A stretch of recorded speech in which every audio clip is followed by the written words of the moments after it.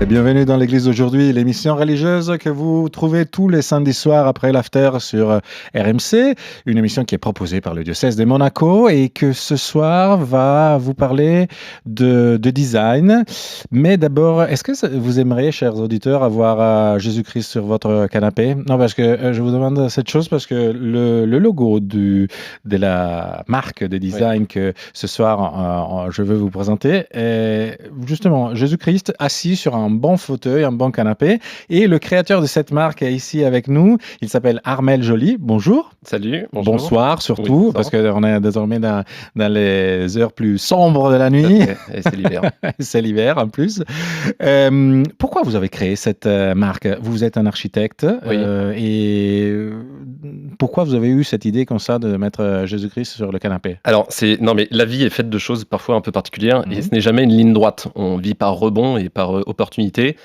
Et l'opportunité qui m'a permis de créer cette marque, c'est en fait une période difficile dans mon travail professionnel. On le sait tous, il y a beaucoup de professions liées au bâtiment, etc. aujourd'hui sont très impactées par l'après-Covid, la chute des taux qui ont mis un stop, je sais pas, sur tous les agents immobiliers, les entreprises et les archis. C'est arrivé du coup dans le creux de la vague que j'avais besoin de trouver de me ressourcer dans un hobby créatif qui ne soit pas mon métier d'architecte. Et il se trouve que dans ma famille, j'ai une sœur qui est très branchée, qui est webmaster, très branchée une nouvelle technologie. Geek. Voilà, et donc j'avais cette envie-là de faire autre chose, et j'avais une autre envie, parce que je fais pas mal de choses dans l'église du coup catholique, de me dire que nous, les catholiques, nous sommes très mauvais en fait dans la parole de Dieu.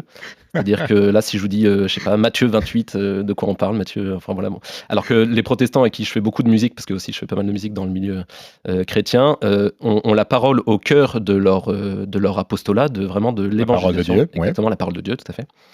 Et je me disais, j'avais une intuition de dire comment ramener dans les foyers chrétiens, et donc par extension catholiques, la parole de Dieu. Et d'une façon un peu jolie. De façon tout à fait jolie, catchy, punchy, parfois même décalée. Ouais. Et en fait, en discutant avec ma sœur, elle me dit, mais regarde ce que fait l'intelligence artificielle. Regarde ce que proposent des logiciels pour créer de l'illustration à partir d'un prompt texte défini. C'est comme ça que ça fonctionne. On donne une phrase, et là, le logiciel va mettre en image à partir de la phrase, selon un style graphique défini aussi par le logiciel qu'on choisit, et ça donne des résultats surprenants. Et en fait, la Bible, et par extension même toute la parole, donc la parole des évangiles, mais aussi la parole des saints, par exemple, c'est une source infinie de créativité à mettre en image. C'est un peu fort comme question, mais peut-être, est-ce que, à votre avis, l'intelligence artificielle est inspirée par l'esprit? Alors, je ne sais pas si elle est inspirée par l'esprit, mais je ne vois pas ce qui empêche ses utilisateurs de l'être. Donc, des médiateurs, quelque exactement. part. Ouais. Bah oui, en fait, quand le Christ, à l'ascension, monte au ciel, une de ses dernières paroles, ça c'est Matthieu 28, 19, vous voyez, donc, grâce à ça je connais la parole, nous dit « Allez de toutes les nations, baptisez-les au nom du Père et du Fils et du Saint-Esprit ». C'est-à-dire que tous les chrétiens aujourd'hui sont investis d'un devoir de mission, et nous sommes disciples missionnaires. Mais nous ne sommes pas disciples missionnaires il y a 2000 ans au temps du Christ. Aujourd'hui, moi, Armel Joly, je suis disciple missionnaire en 2024 dans ma ville, dans ma cité, et dans la cité avec un C majuscule, donc dans le monde.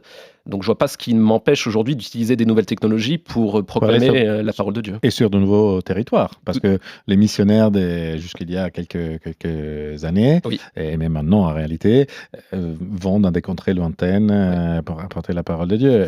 Mais on s'imagine par exemple les missionnaires qui arrivaient en Scandinavie à l'époque des Vikings, etc., avec plein de difficultés, etc. Mais de nos jours, être missionnaire, effectivement, ça veut dire aussi pouvoir le faire sur les réseaux sociaux, sur son canapé, etc. Exactement. Malgré le fait que le pape François, en 2016, au JMJ de Cracovie, avait dit aux jeunes qu'ils doivent se lever du canapé. Donc, levez-vous quand même, parce que c'est mieux, quand vous êtes jeune, de partir un petit peu à la rencontre des autres. Mais vous pouvez aussi utiliser justement vos talents de geek et faire de l'évangélisation. Le premier travail que vous avez fait, c'était quoi? Vous avez le premier design. Si, je sais. C'est Jésus qui marche sur les eaux. Quand même. Voilà. Parce que graphiquement, hyper fort. Il y a sur Instagram, je suis beaucoup d'autres comptes qui fabriquent du contenu chrétien, par IA. Et il y en a un qui s'appelle The Bible Officiel, je crois, officiel, c'est en anglais, et qui à chaque fois dit voilà comment on se représente telle scène de l'évangile, et il met des photos un peu nazes, enfin voilà. Et là, il dit voilà tel que ça s'est vraiment passé. Et il avait fait un Jésus qui marchait sur les eaux. Et c'était un truc épique. On voyait le Christ entouré de la tempête qui marche sur les eaux vers les disciples effrayés dans la barque. Et du coup, c'est le premier graphisme que j'ai fait. Et vous produisez essentiellement, par exemple, des cadres, des stickers, j'imagine aussi. Oui, alors aujourd'hui... Quels sont vos produits ? Le produit, c'est un format A3 ou A2. Donc affiche à accrocher au mur, imprimé sur un support en Forex, c'est-à-dire un support rigide en PVC qui tient à la lumière. Oui, c'est pas un papier normal, parce qu'effectivement, il faut que ce tableau, ce cadre reste, ne change pas avec le temps. Exactement, ça nécessite une qualité d'impression, et je travaille avec un imprimeur français qui est à Toulouse. Ok, donc tout reste en France, tout est réalisé ici. Mais vous le faites sur commande, ou c'est vous que le matin vous vous réveillez et dites « Ah, la parole du jour c'est ça » ou bien c'est un peu comme ça? Les deux. Ouais. J'ai des cas de figure. Déjà, alors bizarrement, j'écoute beaucoup plus les évangiles pendant la messe, parce que du coup, c'est un lieu de. Je me convertis moi-même, en fait, c'est ça qui est très drôle. Donc non, mais ça m'arrive de sortir d'une messe dominicale en me disant, mais cette parole-là, mais bien sûr. Vous foncez chez vous. Vous tapez sur... Là, je pense à un psaume que j'ai illustré. Alors, je me souviens plus lequel c'est, mais c'est il guérit les cœurs blessés. Voilà. Et bah du coup, il guérit les cœurs blessés. Ok. Alors, le Christ guérit les cœurs blessés, mais comment il le fait? Donc, on sait tous que Jésus est fils de charpentier. Donc, potentiellement, il guérit les cœurs blessés avec des outils. Bon, bah très bien. Le prompt texte, je veux voir Jésus qui guérit les cœurs blessés dans son atelier de charpentier. Et là, le prompt... Alors, l'IA n'est pas juste je balance le prompt et ça y est, j'ai une image, terminée, bonsoir. Pour produire un graphisme pertinent, il faut bien produire une soixantaine, voire même parfois une centaine d'images, parce que l'IA, par exemple, je dis, il y a l'IA de représenter par exemple une Marie, donc la Vierge Marie éplorée au pied d'un Christ en croix. Il peut m'envoyer le Christ dans la stratosphère du coin de l'image, la Vierge Marie la tête à l'envers. Enfin, ça peut être vraiment. Donc il y a une nécessité de en fait, vous éduquez au christianisme, vous évangélisez aussi un petit peu l'intelligence artificielle. Est-ce que vous avez, enfin, vos clients sont des particuliers, j'imagine. Oui. Mais on demande, qui y a aussi. Eh bien, j'ai eu des commandes de paroisses. Une paroisse à Nice, par exemple, qui a commandé elle voulait. J'ai fait beaucoup de graphismes pour enfants. Donc pour âge, je dirais 5-10 ans, on va dire. Mais un coin de prière, par exemple. Oui, un coin de prière. Et là, eux, ce qu'ils voulaient faire, c'était décorer leur salle pendant les cultes. Donc c'était une église protestante évangélique qui voulait décorer la salle des enfants qui sont gardés pendant le culte. Donc avec des sujets qui étaient sur commande, entre guillemets, ou vous étiez libre? Non, sur commande. Par exemple, dans ce cas-là, c'était quoi? Oui, j'avais un Jésus bon berger. Voilà, donc là, alors, comment illustrer ça? Du coup, c'est très graphique. Le prompt texte, c'est « Je veux voir un Jésus entouré de brebis ».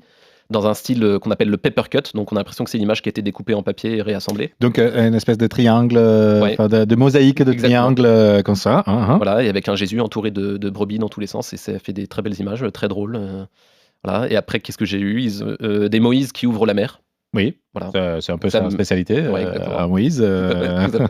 Non, moi, j'étais en train de pianoter sur mon portable parce que je voulais être sûr de faire une commande. Donc, pour l'église d'aujourd'hui, une déclaration, une citation du Christ: le ciel et la terre passera, mais ma parole ne passera pas.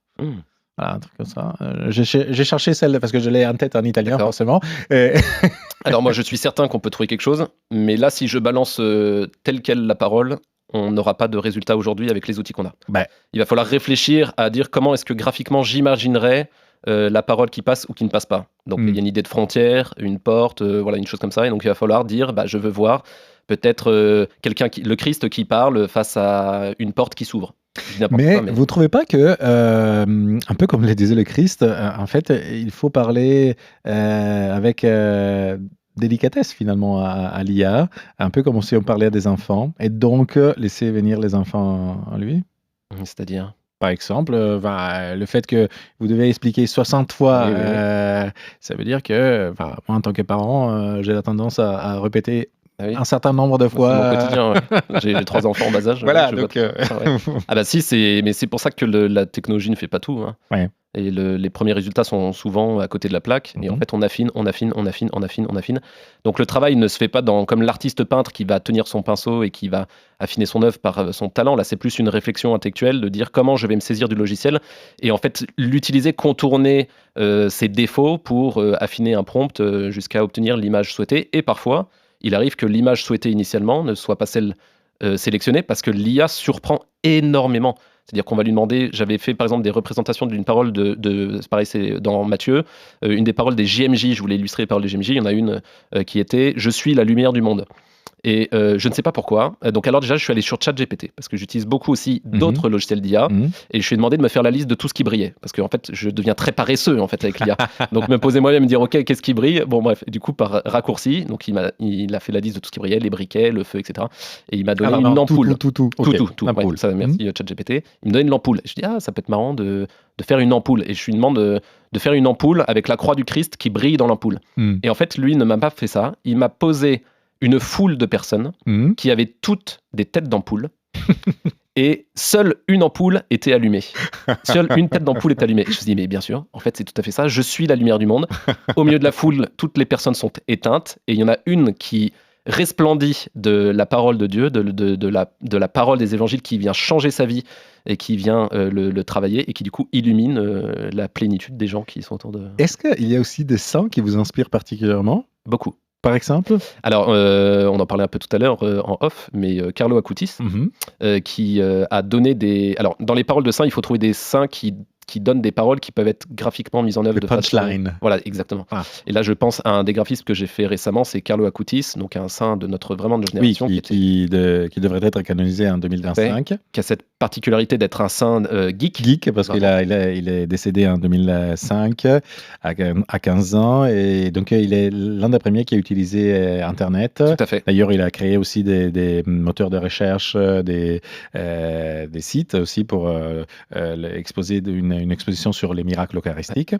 Et tout à fait. Et en parlant de l'Eucharistie, il dit l'Eucharistie, c'est mon autoroute vers le ciel. Ben voilà, très bien. Je vais représenter des voitures. Donc le prompt texte, je veux voir des voitures qui filent vers la croix du Christ glorieuse, lumineuse.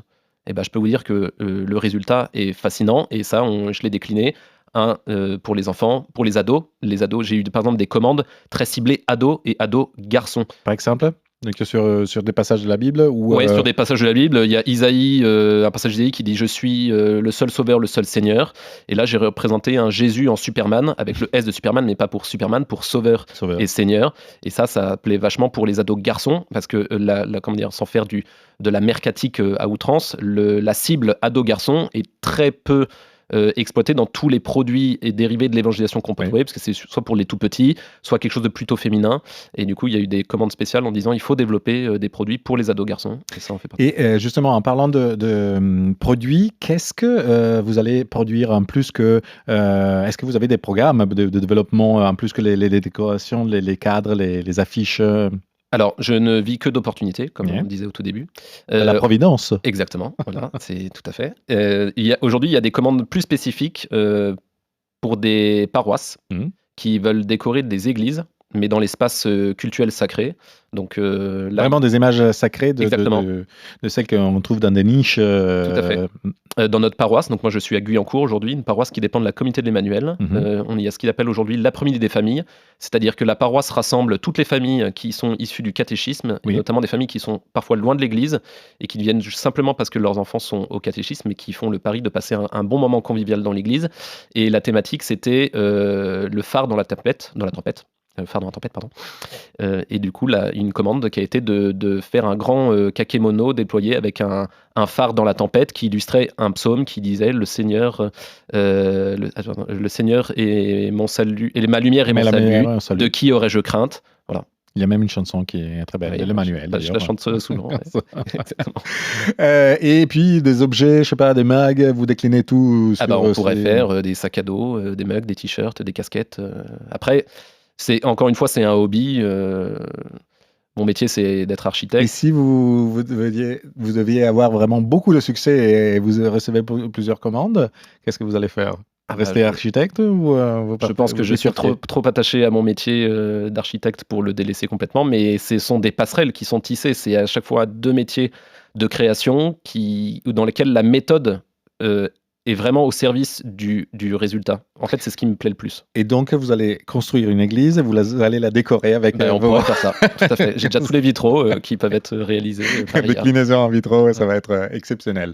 Merci beaucoup Armel Joly. Je rappelle que vous êtes un architecte justement, mais aussi le créateur de la marque je ne réussis plus à parler, je vous laisse dire. Évangélisateur d'intérieur, mais en fait, c'est évangélisateur d'intérieur, c'est une extension de mon métier, puisque ce nom, ce n'est pas moi qui l'ai trouvé, c'est un ami prêtre où je lui parlais de ce que je faisais, et il me disait, en fait, tu es architecte d'intérieur, mais du coup, tu es aussi évangélisateur d'intérieur. D'où le Jésus dans son canapé qui nous accueille dans notre maison grâce à la parole de Dieu. Et rappelez d'ailleurs le site internet et l'account sur Instagram. Oui, donc c'est Évangile intérieur tout attaché, sans le E qui fait la transition, et sinon c'est www.évangintérieur.fr.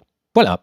Merci beaucoup et merci de nous avoir suivis ce soir encore. Vous pouvez retrouver cet épisode sur le site et l'application de RMC. Moi, je vous souhaite une bonne nuit et que Dieu vous bénisse. Ciao, buonanotte.